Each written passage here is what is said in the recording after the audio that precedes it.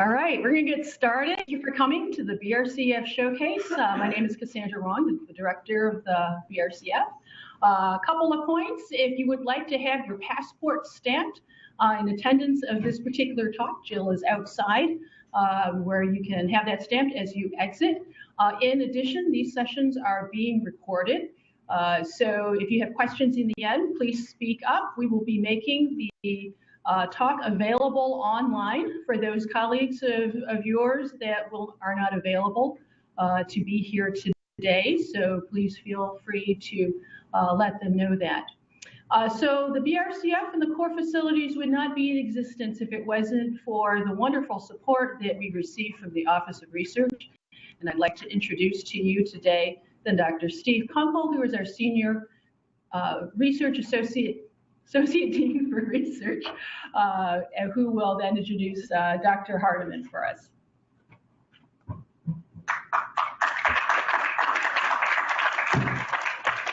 Thank you, Cassie. So it's really a privilege for me this morning to be here to introduce the inaugural recipient of the Core Expert User Award. The award actually comes with a plaque and $500 that would go to any services that you would use in the core. And this year's award winner is Dr. Karin Hardiman, an MD PhD in the surgery department. So Dr. Hardiman got her undergraduate degree at Smith University with a degree in biochemistry. She went on and got her MD PhD degree at the University of Alabama. I didn't hear a Southern accent from you. She then went to the Oregon Health Science Center, where she did her residency in surgery and her fellowship in colorectal surgery. She joined the faculty here in 2011, where she is involved in colorectal research. There's a couple of just notes I'd like to read to you about the core expert user that Dr. Hardiman is. She was cited as being one of the drivers for the DNA sequencing core's ability to use the microarray services to increase the capacity in that particular service area. She's done multiple exome sequencing analysis with over 140 tumors that has been analyzed. Sounds like a lot of money's flowing into Bob's shop from Dr. Hardiman. She's initiated interest in performing a number of analyses where she's used the Bioinformatics Core, which is one of our newest cores under Cassie's direction. So it is a real privilege for me to introduce Dr. Hardiman. This will be an award that will be given annually in association with our Core Expo showcase here at the University of Michigan. Karin? Thank you. Oh, great. Oh, I'm sorry. Oh. You get us from there. Great, thanks. All right. Oh, yeah, of course. Enjoy. Thanks. All right, I'm going to put this down before I break it. Drop things, just not in the operating room. All right, so I even have notes. Okay, so as you heard from Dr. Kunkel, I'm Karin Hardiman, and I wanted to talk about a couple things. One, I wanted to talk about the studies we've been doing on intra-tumor heterogeneity and colorectal cancer, because I think a lot of things that come out about heterogeneity are focused more on it exists, and we have shown that now, but we want to go beyond that to try to understand, since I'm a clinician and since clinical things are important, like why do we care that it exists? So that's more my focus. And then I want to go into like how we got from, my first day here to where we are now, because it's really been quite a process. And I think it's really underappreciated how that pipeline gets developed and how you go from like, I have this patient who's willing to give me a sample to I have a subclone analysis in this patient. It's a lot. So as I said, I'm going to first give a little introduction of myself. Thank you, Dr. Kunkel. And then what we're studying and our goals of study, and then kind of going through like how do we create this pipeline. And I will say it takes a lot of willing people who are helping, especially mentoring me. I see Julie in the audience. Thank you so much. And many, many meetings.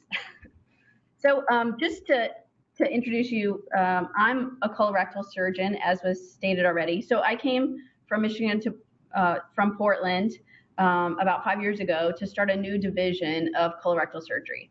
And this division has been really busy. And about half the surgery I do is for colorectal cancer. It turns out that that's the third leading cause of cancer-related death, not just in men, but also in women. It's thought to be due to a combination of environment and genetics. My studies focus on genetics, but there's a whole lot more to it. And the treatment of colorectal cancer includes surgery, that's me, chemotherapy, and then radiation. And for rectal cancer, the treatment is very different than in colon cancer. So just to orient you, this part from this side is the beginning, or sorry, the proximal, we call it, colon.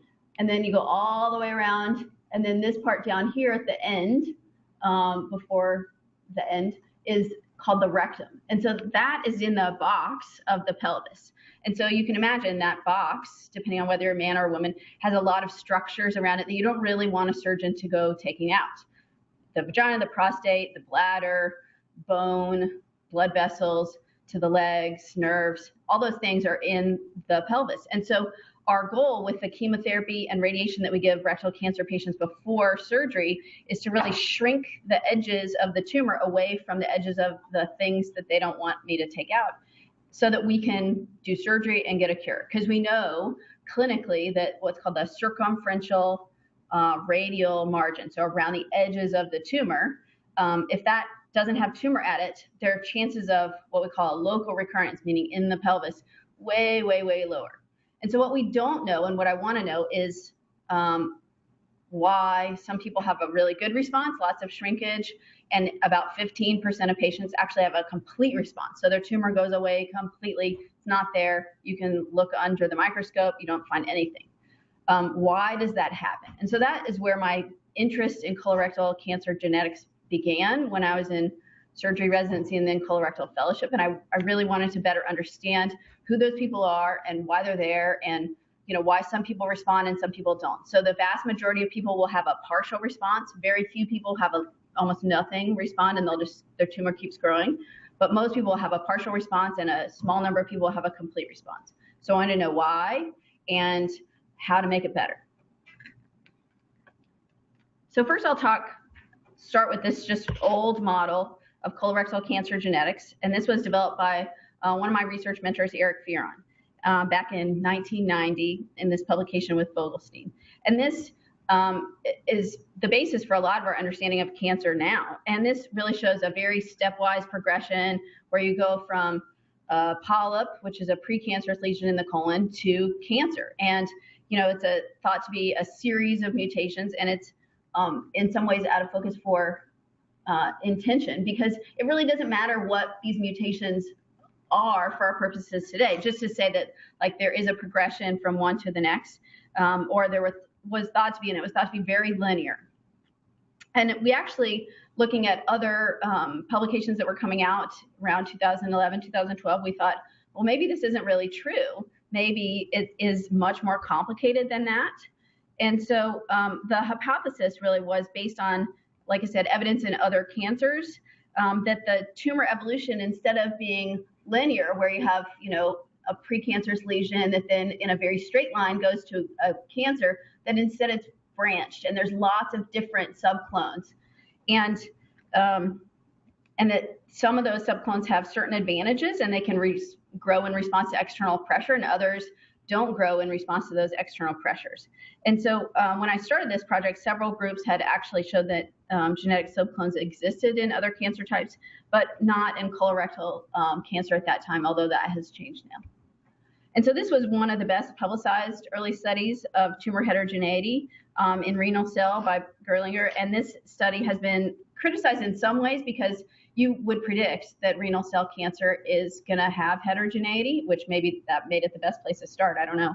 But, if you look at a renal cell cancer under a microscope, different areas of the tumor look different. And so you would predict that it's going to genetically be different. But this paper was actually on 4 tumors, and they did exome sequencing with some Sanger sequencing for deeper analysis. And so they took multiple samples in this study. So this picture up here is showing a tumor and all the different areas of the tumor that they took samples from, and then the different areas where they took metastasis from in this single tumor. And so they did exome sequencing, and then they showed, if you look at the different areas, they categorized the mutations into ubiquitous mutations, meaning it's present generally across almost the entire spectrum of the tumor, all the different regions, and then also the metastasis here. And then so the gray means the mutation is present, and the blue means it's not. And then in the next section, they have shared among the most areas of the primary tumor, but not the metastasis. And then here you have the ones that are shared mostly with the metastasis, but not in the entire tumor. So you would say, well, maybe the metastasis actually came from something from these regions of the tumor, since it shares the mutations there. And then they had this other one that was, these are private mutations in different areas of the tumor that really aren't shared anywhere. And so from this, they construct this phylogenetic tree. And I think a lot of studies are done in a similar fashion now, but we try to go more and more in depth because, one of the questions I had even initially when reading this paper is like, how do you really know that there's not something there? Like, how deep did you sequence to know that it's really not present? Because where to make those cutoffs in allele frequency and how to decide how good your sequencing is are real issues that we struggle with every day. And, in colon cancer, there's a lot more to it than just mutations. There's also copy number change, so we want to get into that as well. So you'll remember that what got me interested in cancer genetics was wondering why some patients' tumors respond to therapy and others don't. Well, it turns out that nearly all the tumors, like I said, have this partial response, and some respond completely. And so I wondered if these responses could, in fact, be to tumor subclones. So just to clarify, these genetic subclones are groups of distinct genetic alterations in a tumor that are that are distinct to one area or are distinct from other subclones that have other changes.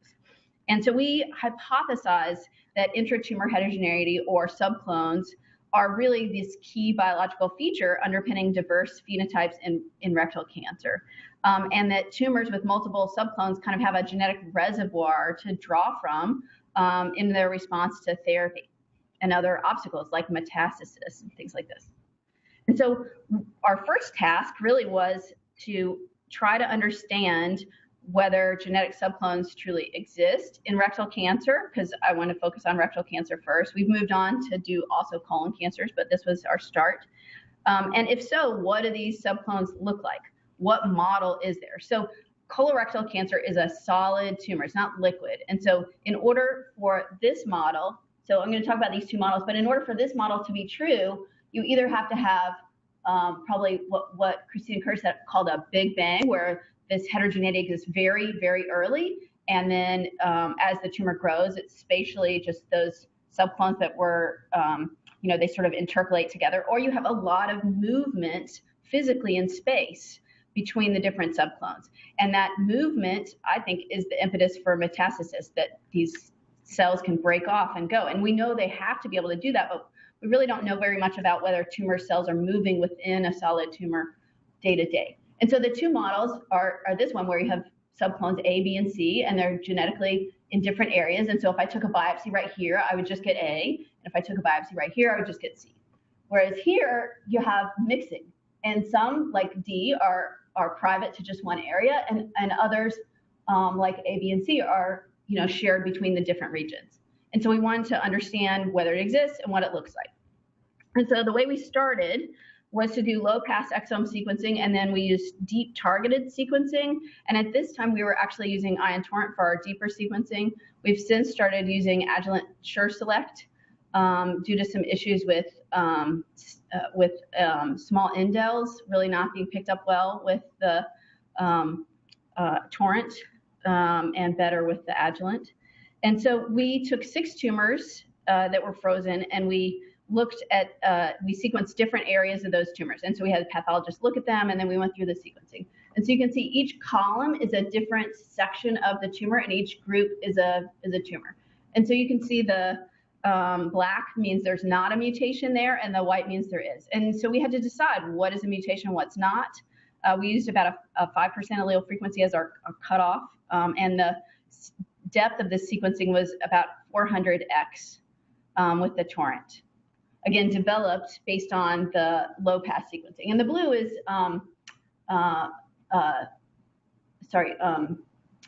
mutations that don't make a change.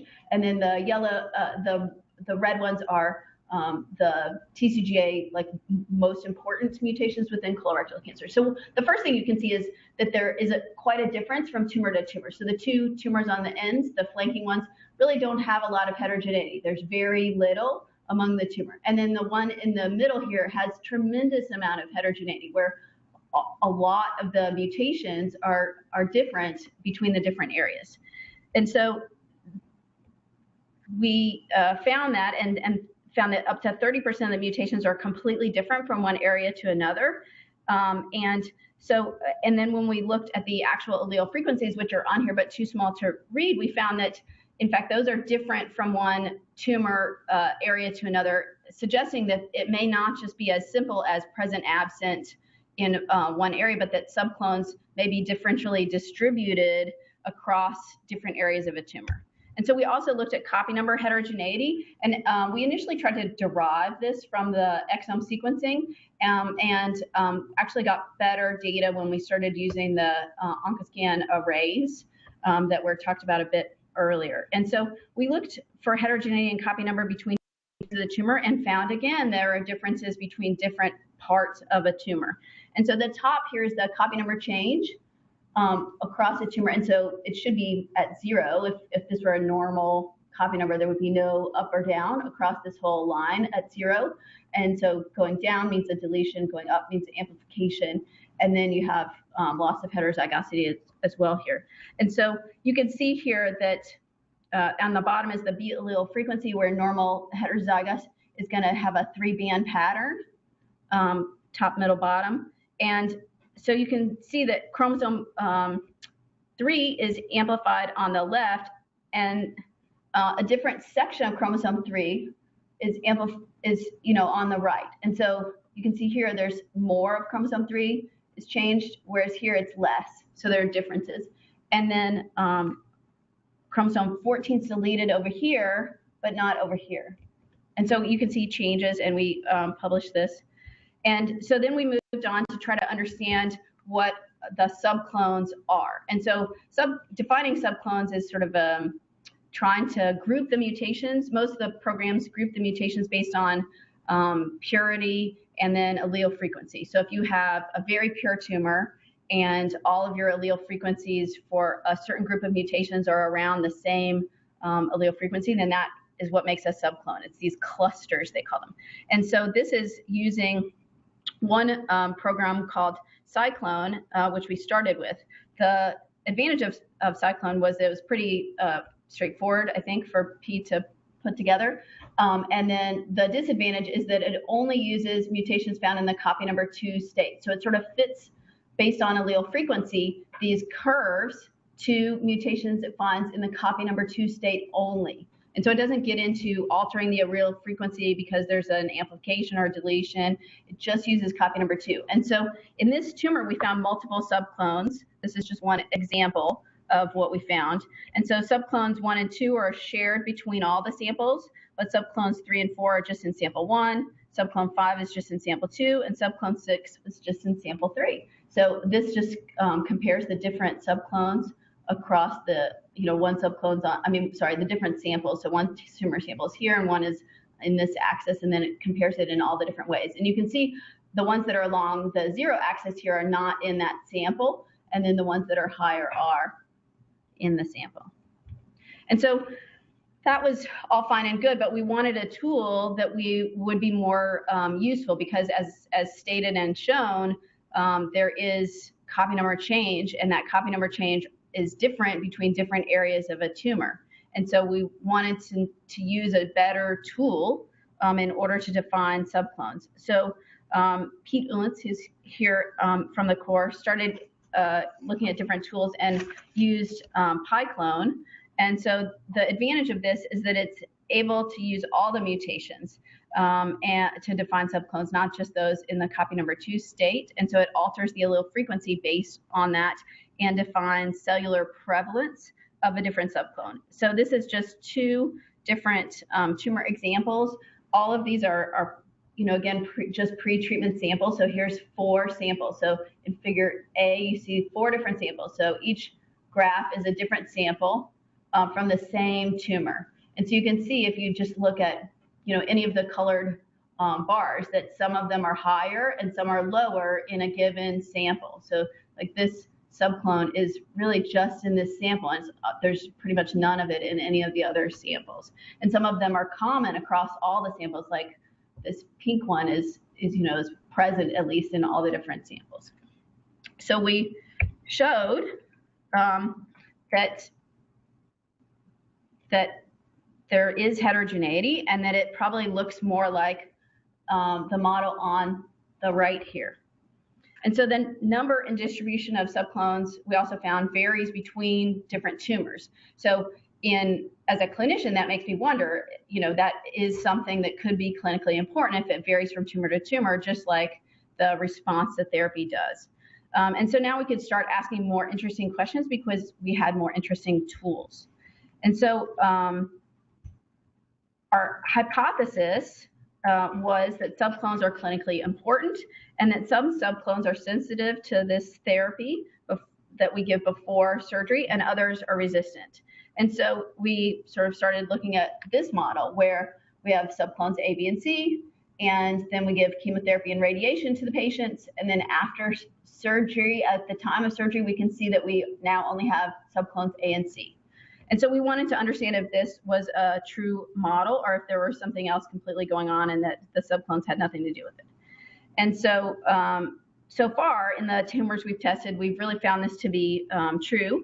And so now we're testing, and I'll show a little bit of that data, but now we're testing a bunch of different tumors to try to understand what's common between the sensitive and the resistant subclones, and how we can develop better targeted therapy to improve the response. And so this is some pre and post-treatment data using PyClone where Pete performed this analysis. And so there are 3 pre-treatment samples. You can see they're labeled T1, T2, and T3. And then there's an after radiation treatment sample. And so you can look at these and see that each color represents a subclone, and the y-axis is their prevalence in each sample. And so you note that there are several subclones in the tumor before therapy, and that their prevalence is different between tumor samples, and that their prevalence changes after therapy. So you can see, for example, this yellow one is pretty low in all the samples, probably higher in this T3, but then goes up dramatically after treatment. So you would say that is a resistant subclone. So what's in there? And then this purple one, is really just in this sample, T2, and then it goes away almost completely after therapy. So that would be sensitive. So what we want to do is compare across many tumors, what the sensitive and resistant ones are to better understand. And so some people have asked me, so why not just look at the mutations, the exome sequencing, or just the common driver mutations across a bunch of tumors and see if it matters? So there are a couple studies where they've just tried to look at the driver mutations. And the driver mutations that are known across, 100 or more patients in colorectal cancer do not predict response to therapy in rectal cancer. So I think it's much more complex than that, which is, of course, what you would expect. I mean, it's cancer. There are very few cancers, aside from some childhood cancers, where it's caused by like one driver mutation. It's going to be more complicated than that. And so I think it's going to turn out to be some combination of mutations or copy number changes in a tumor that's going to really cause this sensitivity or resistance. And so to further investigate this therapeutic response, we really want to understand and improve the complete response. So in order to do that, we need to make models of the rectal cancer, because I can't just come up with something I think would work and then test it on a patient. I have to have data to show that that would potentially work. And I think it's actually really important, this second point, which I have to say has not been done much before, is to truly look at your model and see if it recapitulates what you see in an actual patient. And so all the work I could find using xenografts in various tumors, they often will show that across a panel of xenografts and a panel of patients that the mutations are generally similar, but I've not found a paper where it shows a direct comparison to the mutations in a primary tumor and the xenograft that grows from it. And I actually think that's quite important if we're talking about trying to see if this will respond in the same way and see if what you see in a xenograft will show you what you would find in a patient if you treat the patient the same way. And so what we've started doing as just a first step, because I think this is lacking, is to really take some tumors, implant them in xenografts. This is the primary tumor for this patient and the xenograft that grew from it, so they look the same. And then we want to look at what the response is. And so radiation in patients is given 5 days a week for 6 weeks. That's a lot for a mouse. So in mice, we give it 5 days a week for just 2 weeks, and we give it with the same prodrug of 5-FU called capecitabine that we would give in a person. And so here you can see this was our first study. We've done 3 of these, and we show that if you just leave the tumor alone and don't treat it, it grows. And this is pretty tight with a group of 5 mice. And then if you actually are treating with radiation, and it's flank radiation to the xenograft itself, so it's very specific, and then you give them the oral capecitabine, then the tumor shrinks and certainly doesn't grow. And so now what we're doing is we're taking these, and we're comparing them to what we found in the actual patient that this came from. And I think that'll be important because it really hasn't been done. And then I think what we can do is take these same models, because it's a xenograft, you have this starting material and you can start over. And if you find resistant subclones, we can try to figure out what we should add at the beginning and see if we can improve this response. So another area of study is to understand the role of subclones in tumor spread. And so this is the first place that tumors generally spread in patients is to the lymph nodes nearby. And so we have sequenced multiple areas of 20 colon cancers. And then now we've used just recently adjuvant deep sequencing on 10 of those and up to 5 lymph node metastasis from each tumor to try to understand this. And so the best thing about the SureSelect is that you can use very small amounts of DNA. So you can imagine I can get pretty big amounts of DNA from a chunk of a tumor, but from a lymph node metastasis, each area of the lymph node, maybe 10 millimeters or less, 5 millimeter lymph nodes are considered, can be positive for cancer. And so you really need to get down to smaller and smaller amounts of DNA to be able to look for these. And the targeted sequencing, you can do that. It's harder, but I hear that we can with the exome, but with the targeted, we're able to do that. In addition, we're looking at copy number changes using the OncoScan SNP arrays. And again, we can use these small amounts of DNA to do that. And so in these lymph nodes, we're trying to do both to try to define the subclones and understand which subclone goes to the lymph nodes. And we want to know whether lymph node metastases are due to, as I've drawn them here, a single subclone going to the lymph nodes, or whether maybe A and B together always go to lymph nodes. We don't know. There's a recent Nature publication where they're talking about clumps of cells going through the circulation to make metastasis, and so we'll find out, or I hope to. And then we also want to understand whether it's always the same one. So if you have 5 lymph nodes, is it always going to be the same subclone that goes to make those metastases in that patient?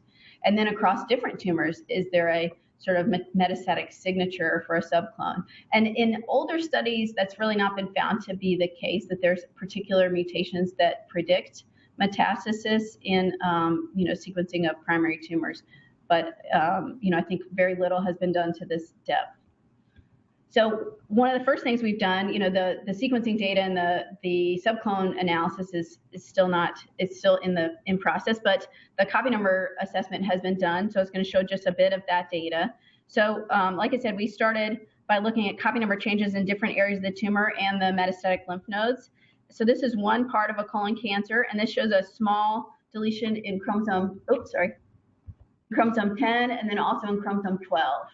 And so then we looked at a different area of the tumor, and you can see that same one in chromosome 10, and then a different one in chromosome 15, but not the chromosome 12. These are pretty noisy. It's probably because they were kind of hanging out in the freezer for a long time. This is from the Tissue Procurement Core bank. And then this is another sample from that same tumor. And so you can see this has got a lot of different changes that weren't present in either other sample from the tumor. And so I think this is fascinating, again, because a lot of decisions made about therapy, like will someone respond to an EGFR inhibitor or not, are based on single biopsies of a tumor or a metastasis. And you can see that depending on what you biopsy, you're going to get a different answer. And so then we look at the lymph node metastasis, and you can see it looks like it probably, first of all, it's cleaner data. This is from FFPE sample instead of frozen, which in this case may be better if the frozen sample's been in the freezer a long time. With some of our rectal cancer specimens, where they're in the freezer for a much shorter amount of time, it seems to be better data that we get on the Oncoscan from the frozen. But with these that have been sitting around a while, it's probably not as good as the FFPE, as you can see, just flipping back and forth. And so, so this lymph node metastasis looks like it probably came from that third tumor sample based on the amount of change in copy number that we see. So then if you want to look at another tumor sample, you can see this is pretty complex, a lot of changes here. And then another one, very similar. And then the third, and then this is a lymph node, and it looks similar to the other two, so it probably came from this one patient. And then this lymph node is from the same sample, from that same patient, but it looks completely different, and it doesn't look at all, doesn't look like the lymph node, the other lymph node, and it doesn't look like the samples that we have from that patient. So what happened? Like, did we just not sample the area in the primary tumor that has this, or did this happen after it got to the lymph node? And we don't know the answer. Okay, so far I've shown you some of our research about tumor subclones in colorectal cancer and what direction we're going in trying to understand the importance of these subclones in response to therapy and lymph node metastasis. But I want to sort of take a step back and explain like how we got to this point, because I think, as a researcher, I showed up fresh and bright-eyed here and was like, okay, where's our tumor bank? What can we do? And, there weren't many tumors that were available for use, and there wasn't just a bank available for anybody to use. And there's a whole process you have to go through to be able to consent patients for studies and everything. And I think that that's underappreciated, and also the amount of time that it takes to set all that up, and the number of people who have helped me to set this up is kind of underappreciated as to how to do that. So I'm just going to call this a pipeline. There's a lot of uses of the word pipeline. They're all different, but our sort of pipeline for how we get to this type of analysis is to identify patients, consent them, put together a database of their clinical information so that this is clinically relevant data. So I'm sure you've all seen papers on sequencing tumors where you really don't know anything about the tumors, what the patient's therapy was, what tumor stage was. Did this patient have a genetic syndrome? Well, we're trying to keep up with all that so that we can understand how relevant these samples are. And then we get the tissue, and it's evaluated by pathologists so that we know for sure that that actually has cancer in it, and it's not just normal tissue. And I have willing surgical partners who page me when they have a clinical patient who's willing to come and have me take biopsies of their primary tumor before therapy. And even though that takes a little bit more time for them and out of their day, which is important. And then we isolate the DNA and submit it. It gets sequenced. We look at copy number changes as well and do the analysis on that. And then we do deep targeted sequencing. And then all of that gets analyzed and integrated together. So the patients, that's where it starts. It all starts with a willing patient. So for some patients, we're asking them to let us take additional pre-treatment biopsies that they would normally have done. And there's very little risk with those biopsies, but it's still another procedure for the patient. Oh, speaking of. And the fact that these tumors typically undergo treatment before surgery means that the primary those untreated tumors are really understudied. So most of the studies of rectal cancer are in post-treatment patients. And so this is, I think, an area that's ripe for study. And, these patients allow us to look at their medical records, get clinical information, and use leftover tissue at the time of surgery. So we have to find these patients, assess them, approach them, consent them. We've also, as I stated before, used some previously banked tissue, but that use is a bit more restricted. It's already frozen, so you can't make a xenograft. You can't share it in the same way because you haven't consented the patient to allow you to share their genomic information. So it's not as ideal for this type of research. So these are my research assistants, Ashley and Shayna. They maintain the IRBs so that we can consent patients. They enter tumor information, they screen the patients, and they help consent them. And then the tissue. So like I said, collect these patient specimens from patients in clinic. The tissues are cut and sent to the pathologist who I've worked consistently with Joel Greenson over the years, and he evaluates the tumor to localize it. He'll circle the little bit of tumor that I found and let me know if I didn't get anything, because it's really important to know whether you just got adenoma, which is precancerous lesion, or actually cancer, because it'll make a difference, obviously, to what we find. So then we isolate the DNA, and Rong Wu from Kathy Cho's lab helps me with that. And then for some of these, I talked about doing xenografts, and that's made by Libby Zimke and Judith Leopold's lab. And then the leftover tumor is also collected at surgery by the Tissue Procurement Core, and this is run by Tom Giordano. And so then the sequencing core, and I just listed some of the people that I know that I've worked with. I know there are a bunch of people who I haven't even met. I met Bob Lyons today. So Jan and Chris and Trisha and Craig, and all these people do all this work, and I'm just sitting in my clinic seeing patients or doing surgery. And if this sequencing core didn't exist, I wouldn't be able to do this sort of thing. So we give it to the sequencing core, the DNA, and then we do the SureSelect for the deep sequencing. And that allows us, like I said, to interrogate these really small samples of DNA. And then we're also using the copy number change assessment with the OncoScan. And then these are the people who do the majority of the analysis. This is Pete, who has done the vast majority of this type of analysis. And then also I've worked with Chris and Anna and Ashwini over time to analyze the exome sequencing, the targeted sequencing, and the OncoScan, and then to put it all together using the PyClone, which we're using now, but we're exploring other things. And then I would be remiss if I didn't mention my mentors. So Eric Fearon's been my primary mentor since I came here almost 5 years ago, and has sort of helped to guide me through this process. His lab focuses mostly on mouse models where they change the mouse genetics and try to make tumors, which is completely different from what I do, but that's okay.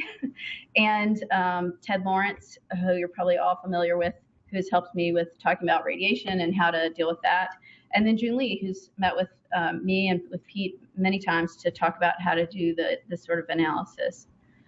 So again, it takes a lot of people and a lot of meetings and a lot of time to put this together, but I think now that we have it up and running, we really are able to move forward, hopefully pretty rapidly with these projects that we've outlined.